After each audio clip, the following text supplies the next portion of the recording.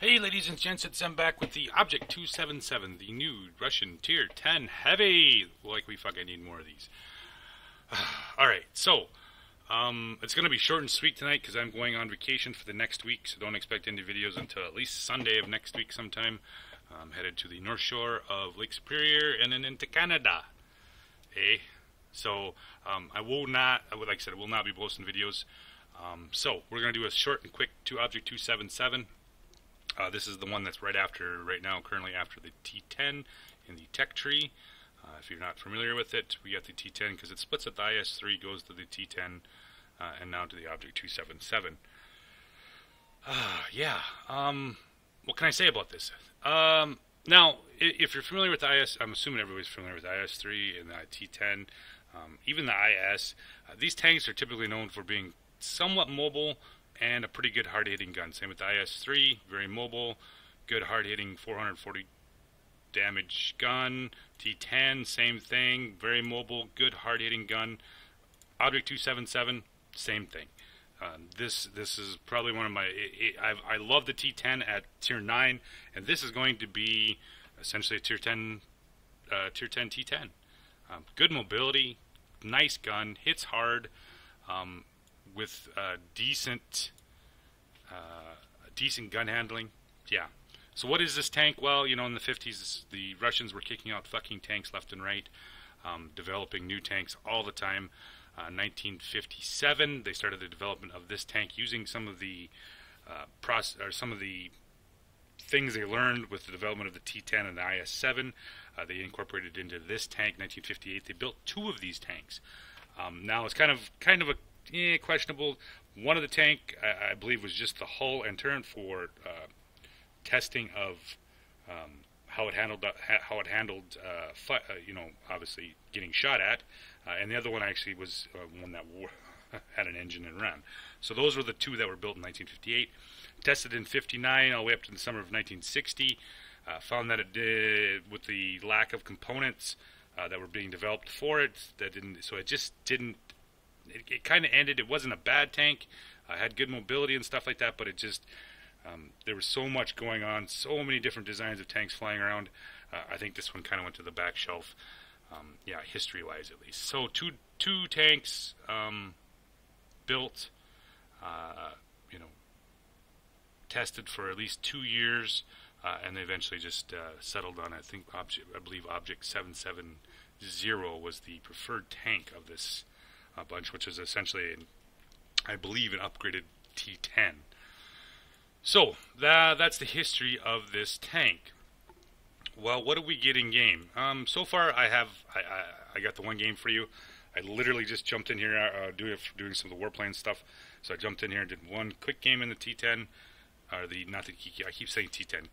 You guys understand. I love the T10. This is one of my favorite tanks in Tier 9. It is a heavy medium tank, and the Object 277 plays exactly like it, except for it's Tier 10. It's just fucking awesome. I love this more and more every time. I just love this tank. From the game I played in it, it was just like, ooh, wow, this is great. It seems like it's more mobile than the IS-7, and the gun seems like it has better gun handling than the IS-7. That's at least my opinion.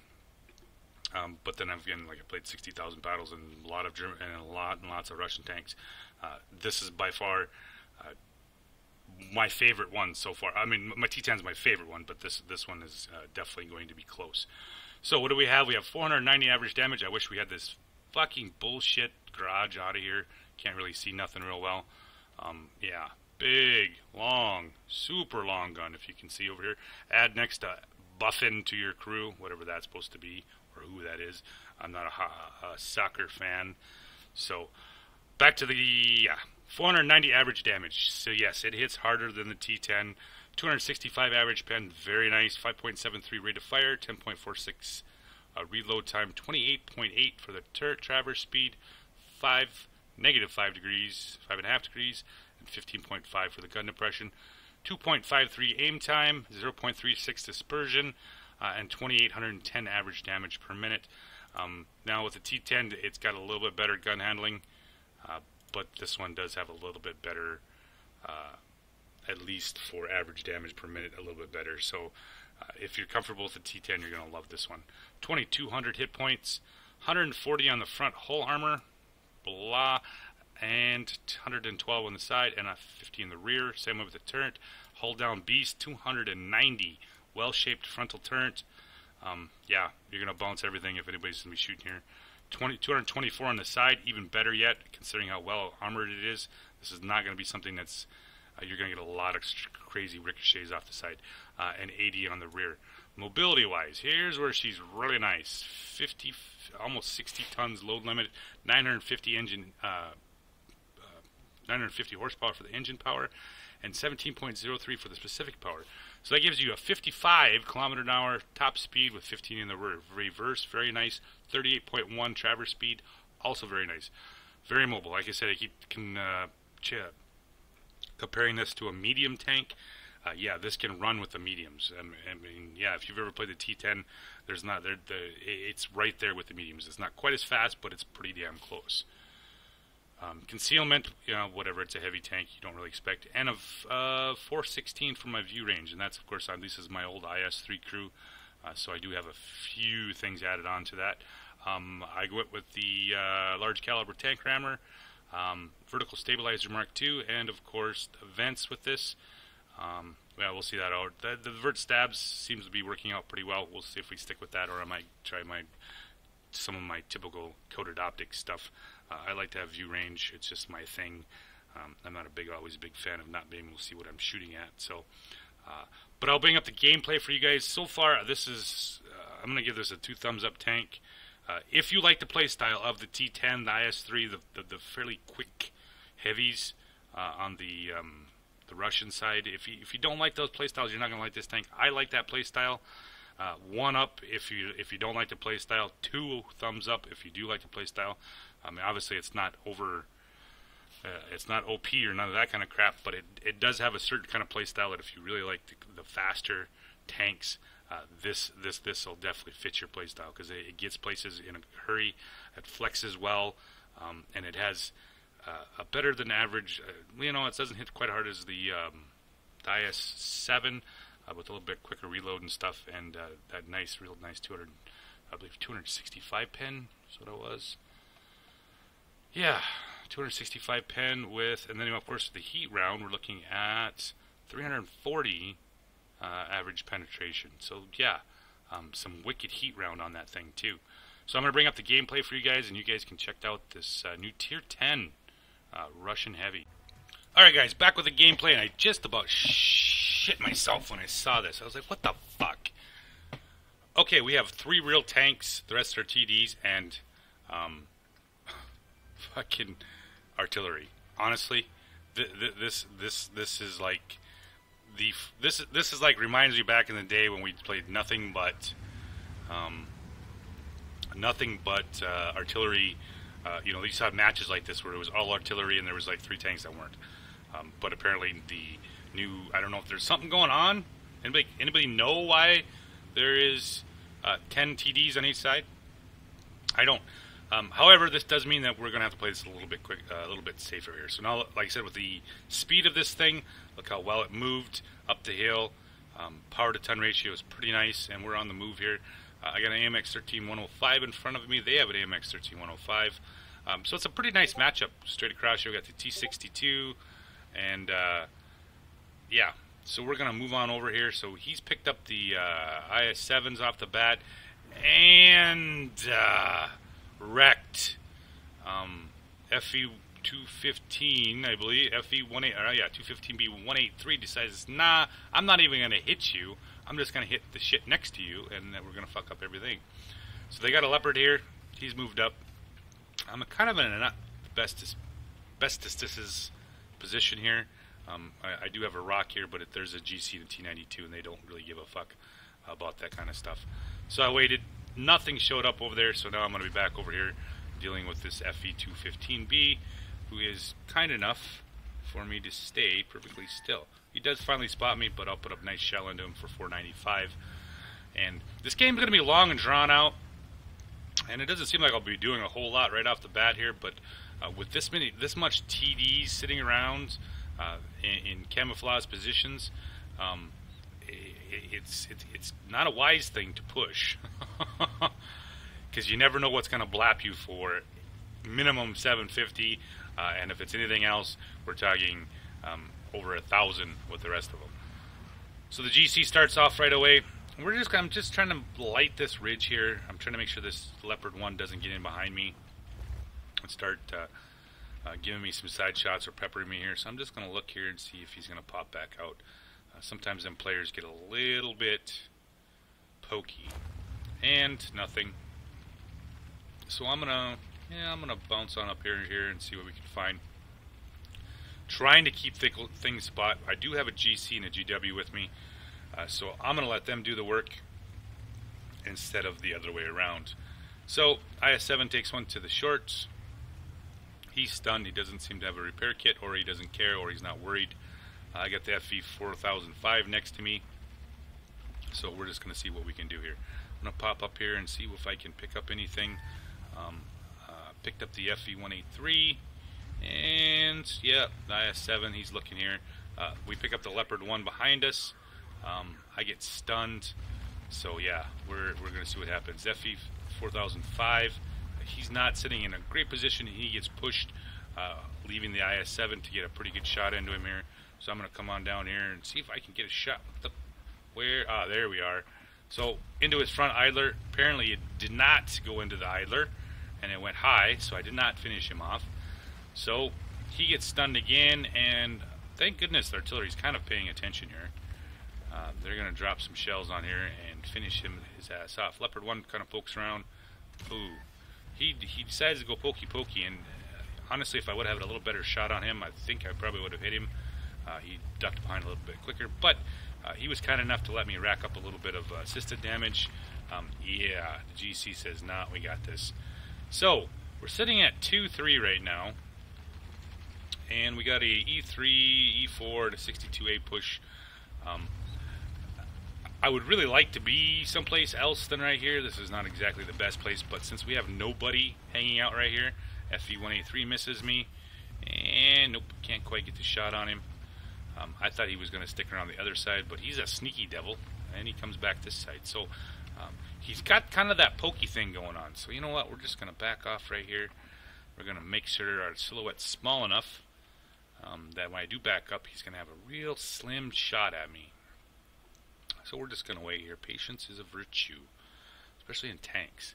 So I see the FV 4005, the other one, moving around to the backside. So this means as long as I keep this guy's attention, that FV is going to sneak around and give him some, put a nice 473 into him, and now he's going to sit and aim and look at me. He's going to watch. He's going to He's like probably thinking to himself, God damn that guy.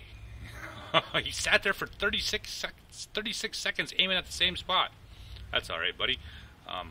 But I'm not going to poke because I know you're pretty much for sure looking straight here. So we're just going to wait here. Yep, there's two-gun Clay. He got him from the rear, and now we've opened this up here. So we got a Grill 15, a T10E4 over here, and there's been 3 down there spotted, 3 over here spotted, and of course AMX 13105 over here. So T110 to E4 is in trouble. I'm going to go back over here and give him a hand. He needs it. So like I said, quick, very quick maneuverability. Already at well over 50 kilometers an hour, and we're on the move here to help out the T110 E4. So there's an E4. Switch the premium round because this is not a point where you want to bounce shit. Pull in here. So we're going to give this E4 a little bit of a chance. Maybe help him out a little bit here. Back up. 415 is firing fucking HE, of course. And the FV183 is firing, of course, HE. I believe I got penetrated at all this game. All the damage I took was only from HE shells. Go figure. So the E4, he had HE loaded, and the FV215B, of course, he has his Hesh rounds. So I take a pretty good chunk of shit out of that deal.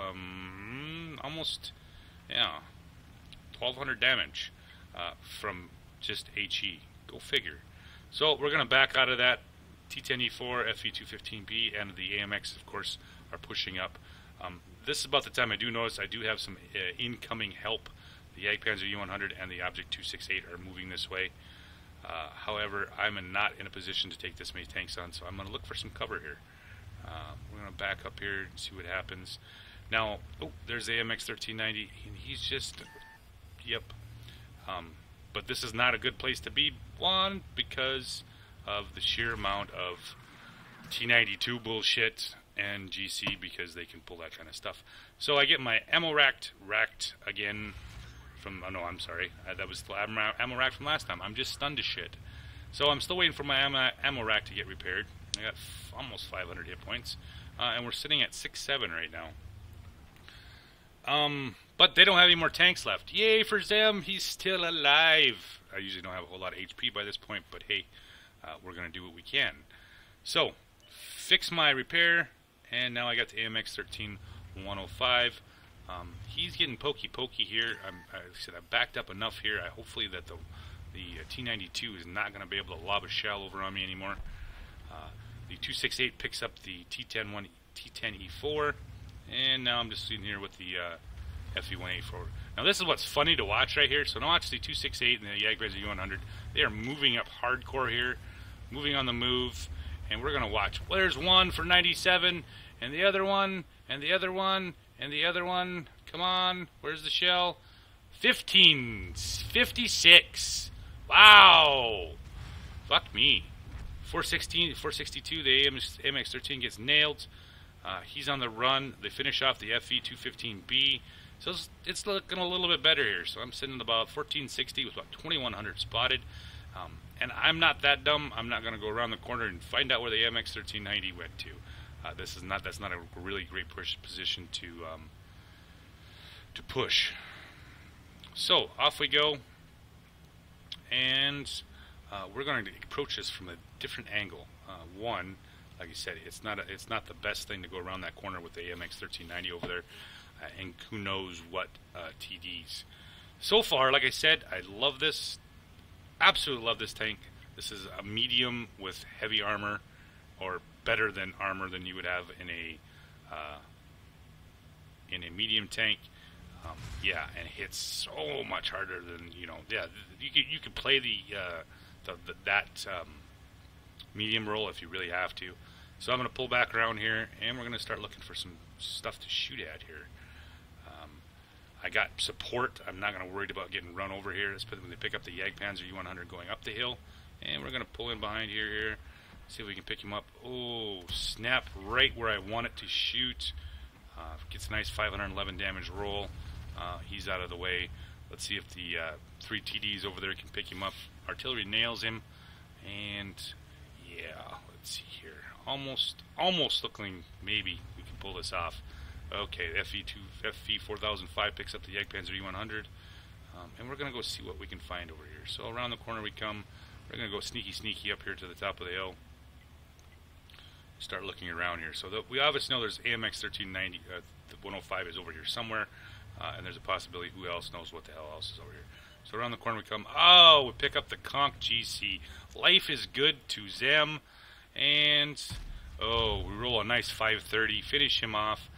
We're sitting at 10-7. It's still kind of a tough game because they have the 3 TDs and they still have a light tank, right? Either and or, the light tank can be a very big pain in the ass here. FV-215B shows up.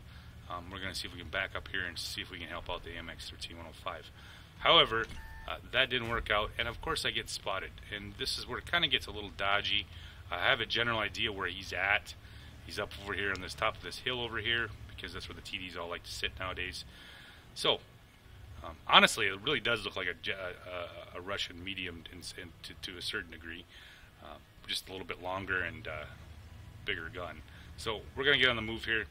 Like I said, we got spotted from over there, and we got spotted again. So, like I said, I know he's here, and I really don't want the T-92 to drop shells on me. So, we're going to pull up in here into this rock here until I vanish. I have a sneaking suspicion the AMX-13105 is either going to go for artillery, which is usually what they do about this time, and of course if the FV4005 is thinking about getting wrecked, we'll see.